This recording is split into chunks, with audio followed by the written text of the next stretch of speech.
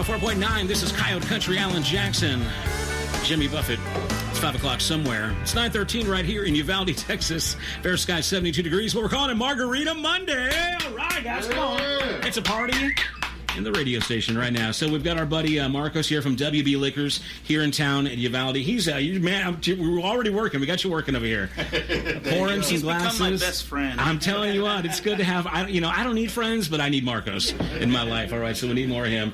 All right, so you already poured it. Come over here to the microphone. Stop working. All right. So let's see, Marcos. Again, tell us your location information and. So WB Liquors, 2809 East Main Street in Uvalde, across from Oasis Outback and the Ford dealership. Okay, very good. So we appreciate you coming in. Of course, we're doing this all in honor of Hispanic Heritage Month. Absolutely. And, because Latinos, Hispanics, we love our margaritas, right? There you go. Can you give us a little backstory about the history of the margarita? Is it really from us, from the Latinos? So it actually is. The funny story with margaritas is that there's not a true origin story to it. Huh. There's a lot of different variations, a lot of people that stake claim to it. It goes actually far back as 1935, I believe. Huh. And that's actually newer than I would have thought. Right. You would imagine that it would be something from the 1800s. Right. Yeah. But no, not this time around. Relatively anyways. new thing here. Okay. Relatively new, exactly. Yeah. So the strongest claim to it is actually from 1942, and it was actually by a bartender by the name of Pancho Morales. All right. Who actually made the drink in Juarez. And then became a United States citizen, and then worked as a milkman for 25 years.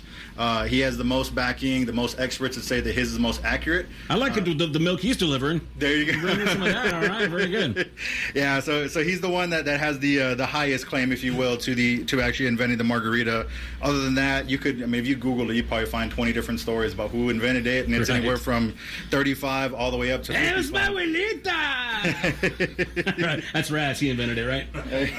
So what do you what else? What other cool tidbits of information as far as Hispanic heritage can you give me? Well, just kind of how we talked about tequila last week, that it was something that was invented because of brandy. The margarita was actually a daisy that was made with brandy, and then it was renamed a margarita and used tequila. So again, those conquistadors, they ran into that brandy and started using tequila. So here we are again. I wonder who the margarita is named after is. I'm sure there's a lady behind the story, right? There's several. If you look it up, there's got to be some inspiration there. Yeah, exactly. I'm going to find Margarita. So we got a panel over here again. Everybody step up to the microphone and introduce yourselves, because I'm too lazy to do it, because I'm losing. Good morning. I'm Mario. I have not eaten breakfast. All right, you're about to.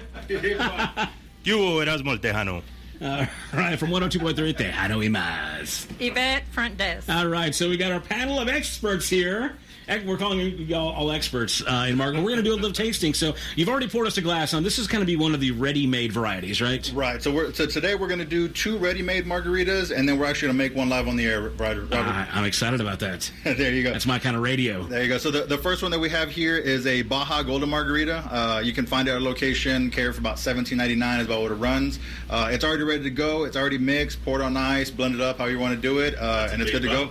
It is a big bottle. It's a half gallon. Wow. Okay. So what's the story on ready-made margaritas? How do you personally feel about them? And maybe from an industry perspective, how do you feel? For the people who are kind of iffy on being able to make it themselves, having to mix the equal parts, having to mix the right amount of ice, and being able to adjust the taste preference, a lot of people have never actually made their own drink. They just tend to go to a restaurant, order a margarita, and drink it. So if you don't know which ones you like, you may say, I like the one from, Applebee's as opposed to the one over at, Jalisco or whatever the case may be. If you don't know how they made it, then you can't replicate it at home. You could Google a recipe, but the recipe you pull up might be one recipe as opposed to Applebee's recipe. So for those who like a kind of a universal, kind of a consistent product, you're saying, you get it, it tastes the same every time. Exactly. That makes sense, right? You can do different flavors. We carry actually a variety of I think we have 8 different ready-made margaritas, 8 different brands that we have. So quite a few different ones that you can come in and try. And then we even have flavored ones here. We're actually going to be tasting a flavored one as well. So you can get one. The one that we're going to be tasting here is a watermelon one. We do also carry a pink lemonade, pineapple coconut, strawberry, anything you can pretty much think of. Making me thirsty. All right, so let's get on this one again. This is the which one? The Baja? This is the Baja, yeah. The Baja Golden Margarita. All right, so let's see here. Do you have any other information about this one? No, this one, just take a whiff of it. Just do it. All right, here we go. So this one's going to be a little bit more towards the sweet side of a normal margarita. Nice Okay. and sweet. Very sweet. Yeah, it is sweet. Hold on, I'm going to take some more. I caught myself taking a second drink. There you go. I'm going to finish this glass off. What are you Yeah. talking about? Again, small sample, just like last time. Small sample. I'm going to need more of that. That was very good. All right. We're going to do a song here, and we're going to talk about what we thought about the Baja Golden Margarita. And again, we're here with Marcos from WB Liquor Store. Tell us your address.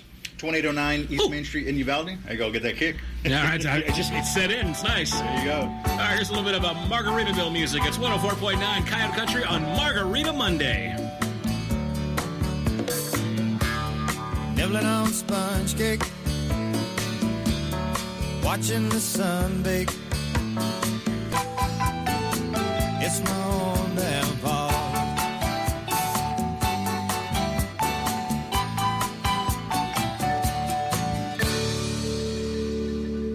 Coyote Country. Nobody plays more country. 104.9. All right, time again in honor of Hispanic Heritage Month, Margarita Monday. All right.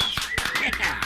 We got our buddy Marcos here from WB Liquors and Wine here in Uvalde. Again, the address and phone number, sir? 2809 East Main Street in Uvalde. And honestly, I don't know the number. You don't know? It's all right. You just I just work call there? my people. I don't know. That's right. I got people to know that information. But you guys do actually tastings and whatnot, right? Yes, we do tastings every weekend.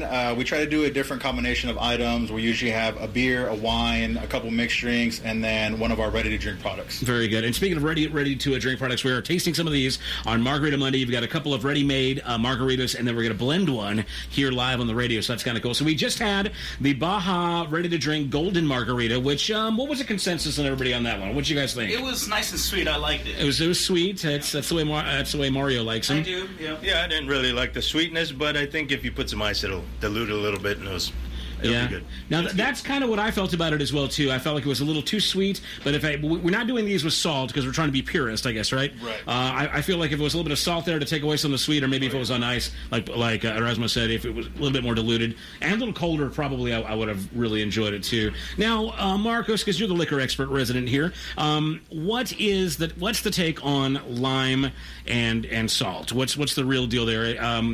Is it preferred to use those items or no? Yeah, so with the margarita, salt and lime is preferred Okay. as opposed to tequila. So when we had tequila, it's a purest thing, no salt, no lime, no chaser. Just enjoy it, sip it, get the taste of it. So if you're doing tequila shots and you're requiring lime and salt, you're doing it wrong. You're doing it wrong, You need to absolutely. taste but like we did last time, for those who were listening, when we did Tequila Tuesday, we sound like alcoholics. Tomorrow's Wasted Wednesday, but like you said, we sniffed it. We kind of took it in, and by the third sniff after I took the shot, it wasn't burning. It wasn't overly powerful. It was actually, I could taste it as opposed to just kind of feel it. Exactly. Yeah. So that's really cool. So you're saying that it is recommended to use the salt and lime in margaritas. Yeah, fresh lime with the margarita is the way to go with it. For time purposes today, I brought an organic one that we're going to use for the lime. So I didn't slice it up, do it fresh or anything for today. But if you do have the opportunity, it does change it. Like I said earlier, it's one of those things where it's based on preference. If you can adjust the taste, if you can say, it's a little bit too sour, let me add some sweetness, and you can figure out that balance, then absolutely, have at it. If not, you can just Google a couple different recipes, try what you like, and just kind of go from there. All right. And Yvette didn't come up to the mic, but she did not like the Baja Golden. No, I didn't. She was not a fan. She doesn't want to go on the mic because she's afraid she's going to say bad things. All right, so let's go to our next one. This is it says here on the bottle, authentic Jose Cuervo margaritas, ready to drink, watermelon margarita. Watermelon, absolutely. Little refreshing. So go ahead and give us a little description or whatever backstory you have on this. So the Jose Cuervo one is actually going to be a little bit more, it's going to have that sweetness to it, but it's going to be a little bit on the tart side, personally. So this one is, we have a whole line of different Jose Cuervo ones that we carry. So these are pretty good as well. These are probably our second most popular ready-drink margarita that we carry. It smells really good, like aguas frescas. Okay, here we go. Let me try this. With too. tequila in it. Right. Nice. Here we go. Go. Oh, that's nice. That's really nice. Yeah. All right. Well, everybody, give us your 2 cents on that. What do you think, Mario? Jolly Rancher comes to mind. I don't know why. You're right, though. Watermelon. It does have a kind of a watermelon candy kind of vibe, Another yeah. sweet one. Not too crazy about it. Didn't really taste any alcohol, but that's just me. That's a good thing. That can be a good thing. Yeah, that Baja, you could taste the tequila afterwards, even though it was too sweet. And this one, I don't mind the tart at all. It was really good. It's nice, yeah. Yvette, come on over here. Give us your 2 cents. Not a fan of flavored tequila. She does not like the flavor. She is a purist. All right. Yeah. Yvette, I'm going to go party with you Friday night. How about Fall on the Floor Friday? Oh, man. Good night. Yvette is hardcore, apparently. So, yeah, that was pretty good. I thought that was all right. Again, though, I think on ice, maybe. I think they've been sitting here in room temperature a little too long. We need to get some ice next time around, so we're going to get a second round. But again, we're here with Marcos here from WB Liquors, and again, give us your information and anything you want to plug. 2809 East Main Street in Uvalde, and like I said, we do tastings every weekend, so definitely come on by. And also, it's the season for Oktoberfest beer. So any of those beer enthusiasts out there, come by and check it out. I think right now we have a Shiner Oktoberfest. Yeah, Shiner is very popular. We also carry the St. Arnold Oktoberfest and a couple other brands. I think right now we have 4 or 5 different Oktoberfest in hand. You see, so when you say Oktoberfest, we've got a whole other reason to have you up for a full month. Exactly. There you go. It's going to be good times. All right. A little more drinking mood music here. A little Kevin Fowler. Hopefully you saw the big show Saturday night. It was a blast. Or Friday night, rather. Beach Please on 104.9. This is Coyote Country on Margarita Monday. I can hear you talking from across the room. Beach, please.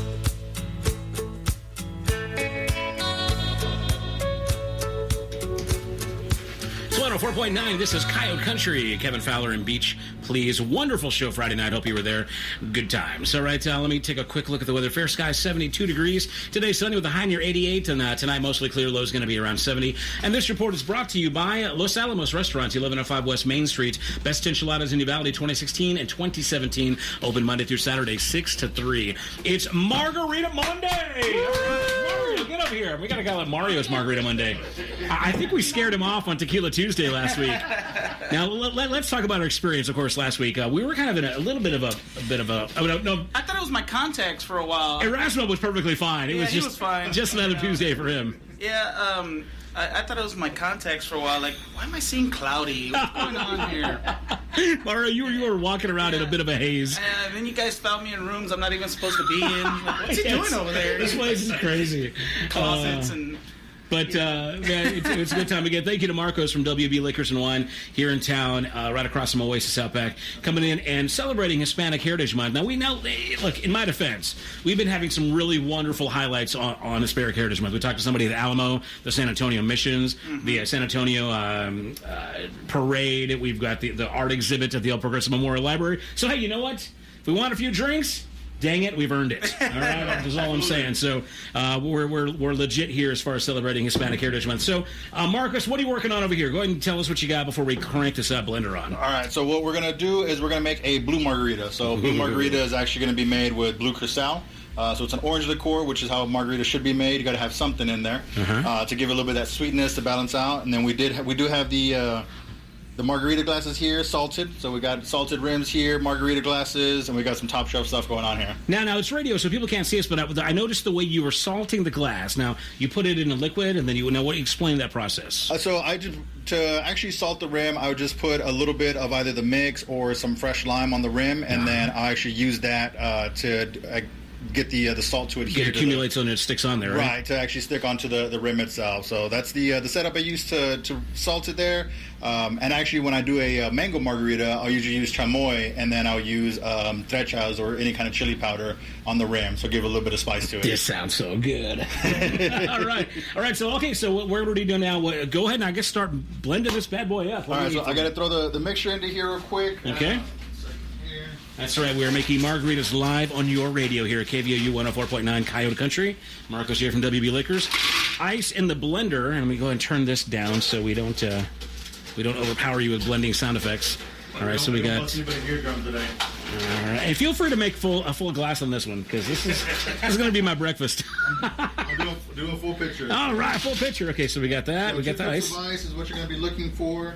And then the balance typically is going to be a 2-to-1 on whatever the mixture is. We're going to make them a little bit stronger today, though, so we're going to do a 3-to-2. Yeah. Have a little bit of kick to them. Raz is smiling ear to ear over there. He's like, stronger, eh? All right, very nice. Yeah, so we're going to do a 3-to-2 on the mixture. So it's going to be 1.5 of tequila, 1.5 of blue cristal, and then 3 parts of the margarita mix itself. Okay, what margarita mix are you using there? So we're using Tres Agaves, which is actually our organic margarita. Fresh lime. It's premium stuff. If I don't do an actual fresh cut lime, this is the closest thing I'll do to it. Very nice. Okay, so here we go. We got the Tres Agaves. Would you call this, well, we're going to have here a top shelf when it's done? Yeah, this is going to definitely be a top shelf with what we're going to be doing here. And what is the distinction between a top shelf and not? So the biggest thing with a top shelf is the quality of the tequila. So the tequila that we're actually going to use here is the one that I brought in the show last week, is the Espolón Reposado. Okay. So for anybody who was listening last Everybody week, enjoyed that one, as far as I know. It was a pretty good, right? I mean, it wasn't like everybody's favorite, but it wasn't everybody's least favorite. Right, so it was well received. There yes. you go. It had some votes of confidence there. So with the Reposado, you get a little bit more flavor of the tequila, which is kind of what we're looking for in a quality top shelf. So top shelf is typically when you do like an 1800, a Patron. For me personally, I like Espolón, so for me it's a top shelf margarita. Okay. And then anything else of a run-of-the-mill regular margarita would be like your Whelm stuff, your McCormick, your Salsa, Juarez. Those are the kind of the run-of-the-mill margaritas that'll be a regular margarita instead of considered top shelf. Is it usually also blue agave that you use for the blue margaritas? Blue agave is just going to be what the actual tequila is made of. So any kind of tequila, again from last week, any kind of tequila is going to have to be made with blue agave. So with this one being a blue margarita, it's just the blue cristal that makes it a blue margarita. Now, what would be a total faux pas, just a total blunder? What's the thing you want to stay away from? I guess what's a common mistake people might make when making margaritas that's just not acceptable? I think the biggest thing on doing that is when you use just nothing fresh. When you don't use like a good salt, you don't use a good spirit. For me, I would rather skimp on the tequila and have a good a Cointreau, like a Grand Marnier, a name brand liqueur. I'd rather get a name brand liqueur than have to go with the name brand tequila, because that really will bring out the flavor and the quality of the margarita in itself if you go that route with it. Good to know. All right.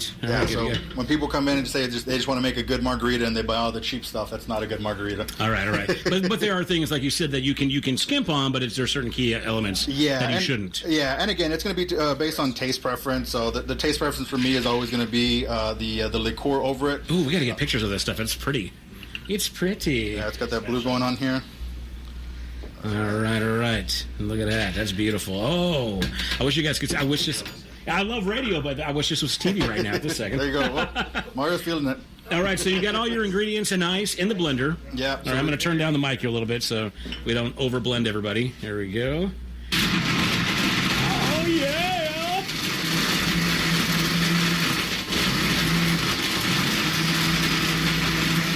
Margarita Monday, happening now. Woo! Put that sucker in high. It looks like a snow cone. A coconut blue snow cone, yep.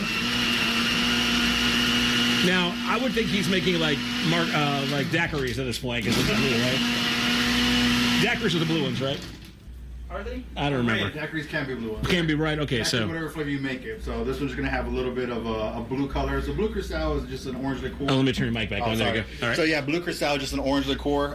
So it's going to give a little bit more flavor to it, a little bit more sweetness to it, and it's primarily just used for color. All right. So this one is alcoholic though, so we kept the alcohol content high on this one. Now look at him go like a pro. Yeah.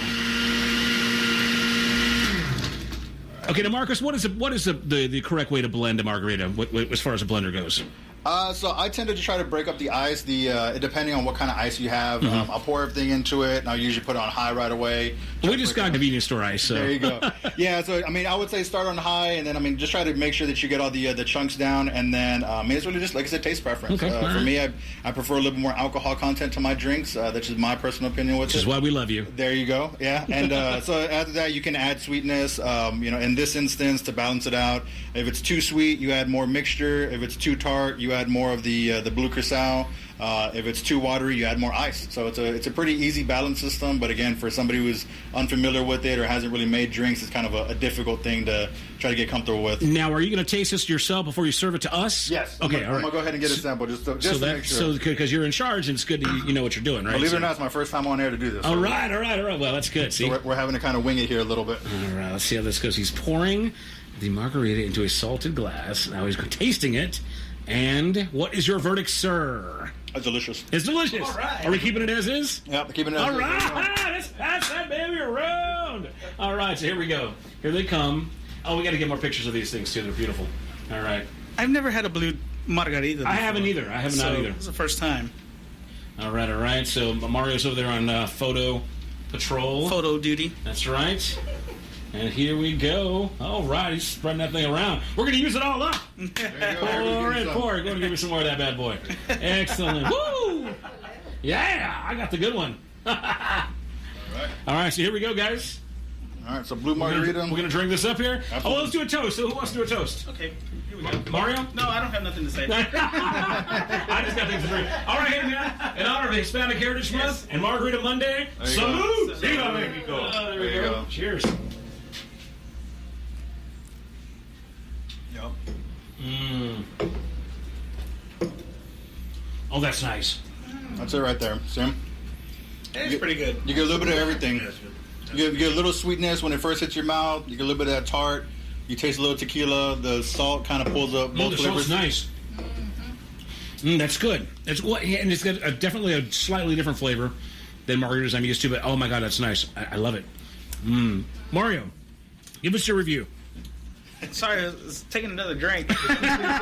Mario's he's serious. It's good. Business. I'm a big fan of the frozen margaritas, so I do like this, and this is my first blue one, one in blue.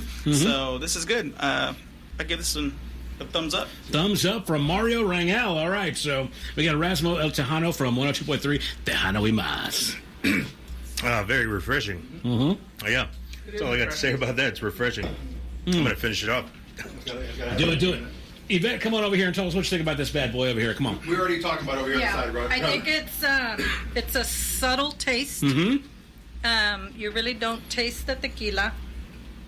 I'm sure it'll hit you eventually, but it's very, very, very good. I taste the tequila on the finish a little bit. It's kind of it's sweet, but it's not too sweet. Right. It doesn't taste like a typical margarita at all to me. It doesn't have a real distinct limey taste at all, like you expect. So so this one is it's definitely more citrusy, but it's not a lime thing. I really like it though. Tell me this as far as now this one's. A frozen margarita, right? What's the better of the two? Is there of choice on the rocks, or frozen? What's better? So the purest way is on the rocks, actually, instead of frozen. So the frozen is the Americanized version, if you will. Doing it frozen, it's good. It's definitely something in there. It does pull a little bit away from the flavor of it, kind of like you're almost watering down the spirit by mixing in the ice with it. So I prefer mine on the rocks, but I can blend it up. My wife enjoys frozen margaritas, so shout out to Carla. Very good, smart man. I got to throw a quick plug in there. I didn't do it last time, so so she enjoys. I heard you getting drunk on the radio. I am able to make the frozen margaritas, and it is one of the most popular ones here in the South. Actually, I think it's 34% of tequila and margaritas are consumed in the South. So we got something going for us. Yeah, we do. We know what's up. All right, guys. Again, it's Marcos here from WB Liquors. Margarita Monday in honor of Hispanic Heritage Month. Thank you, sir. We're going to come back and we'll do a song here, come back and wrap it up here in just a moment. Right now, Tracy Bird, 10 rounds with Jose Cuervo. It's 104.9. This is Coyote Country on Margarita Monday. That's 104.9. This is Kyle Country, Tracy Bird, 10 rounds, and I'm Robert Miguel. Wrap it up, Margarita Monday. We got Marcos here from WB Liquors and Wine in Uvalde, across from Outback, Oasis Outback. And what's the exact physical address, sir? 2809 East Main Street. Yeah, you all need to go out there and see Marcos. He knows his stuff, man. I'm telling you, the first time I walked in and asked you a few questions about some whiskeys, I was really impressed with your knowledge base, your product knowledge. I appreciate that. It is unmatched, and we do appreciate what you do and in the information you bring. Because you know what? I mean, we can laugh and hoop and holler and say, hey, we're drinking on the radio, but this is, Americans invest lots of hard-earned money in entertaining ourselves with spirits, drinks, beers, whatnot, and it is part of our culture. And this is a part of Hispanic heritage. I mean, people love their tequila, they love their margaritas, and it's something we should be proud of. So, we really, it's fun, but not to be taken too lightly. Yeah, this information is just valuable, so we appreciate what you're bringing here as far as content goes. I do have to say thank you to our Trading Post sponsors. We are running a little bit late on this. Ace Bail Bonds, Laguna Monument Company, Cecil Atkinson Motors, and Sunrise Restaurant, and we'll give them their full plugs here in a few minutes. But let's go ahead and wrap this on up. Again, for Margarita Monday, give us kind of a rundown. I got a question for you. Okay. Because this has been bothering me. I'm going to say this, and I'm going to come off like a total outsider because I probably had debates with you guys. this whole dressed beer thing that's in the South, it makes me crazy. I go to a bar in Uvalde or anywhere between here and San Antonio, and I'll order a Coors Light or a Bud Light, and people, do you want that dressed? Yeah. And I'm like, I looked at them like, what? Dressed? What are you talking about? And then they start trashing a bunch of salt on it, and I'm like, that's a domestic beer. What? Yeah. I mean, I get salt and lime maybe, in a Corona because they don't taste good, But give me some information about this, because north of San Antonio, it doesn't exist in the world. It's not a thing. You know what I mean? It's just not. You're right. With the salt and lime, it's something that has been, it caught on. It's gotten more attention. Like you said, it started with Corona. If I'm not mistaken, I want to say it started more East Coast, New Mexico, or California, New Mexico area, where it was kind of something that was in Mexico and then kind of brought over, much like anything else that we have, and it just kind of spreading. So I personally won't get anything. I don't drink domestic. I drink craft beer. Actually, Yvette and I had this good long conversation about craft beer and the stigmas around it that people have. And I mean, there's good beer out there. I mean, a good beer, you shouldn't have to dress it to get more flavor. No, you shouldn't have to. Right. You enjoy it as it is. And that's it. So I mean, if you got to dress it, you should probably be drinking a different beer. That's exactly what I'm saying. It's like, why? I mean, to me, it seems like it's something that just like some kind of novice intro to beer person just kind of I don't really like the way it tastes, so I'm going to douse salt all over it. But I've seen people that kind of know. I think that they kind of know their drinks. And then they just put salt all over it. I'm like, this doesn't make sense to me. It's a taste preference, really, when it comes down to it. The only beer that I'll dress, or the most domestic beer that I'll drink, is a Dos Equis, and I'll dress that with some salt and lime. But as I continue to experiment and try more beers and different beers and worldwide beers, I'm going further and further away from it. I mean, it's definitely something, like you said, a novice thing to try and get used to it and kind of take away that beer flavor. But, I mean, if you're drinking beer, you're drinking beer. So, I mean, if it doesn't taste good, try something different. If you got to put salt and lime on it, you shouldn't be drinking it, because it doesn't. Exactly. It's not like beer anymore. So anyway, and then even with that, I mean, whenever you dress it, it's gonna. I mean, dressing it should be more safe for a lager than like a pilsner. So some people try like Miller Lite and they'll dress it, which is a pilsner, and that's a German style beer. Pilsner you shouldn't dress because it's totally taking away the flavor that should be there. But anything like a Dos Equis, Modelo, any of those lager types, that's kind of where you're looking at for actually dressing a beer. You see, Marcos, that's why we love you so much. We learned so much here. All right, again, Marcos from WB Liquors and Wine. Give it up for Marcos. Margarita Monday, we appreciate what you do here. We're going to clean up and get back into the trading post here. And any further information about WB real quick? You want to mention you have a tasting coming up soon? Like I said, tastings every weekend. We do have a monthly specials board, so definitely come by and check that out. We have some of the items that we sampled here on sale, readily on hand, so come by, check it out. Or if you got questions, come on by, and we'll, one of the taglines that WB uses, let's celebrate. So come on by and let's celebrate. Well, all right, Viva. All right. Here's Dylan Scott. It's Hooked. It's 104.9. This is Coyote Country. It was a Friday night, no cover, but the cover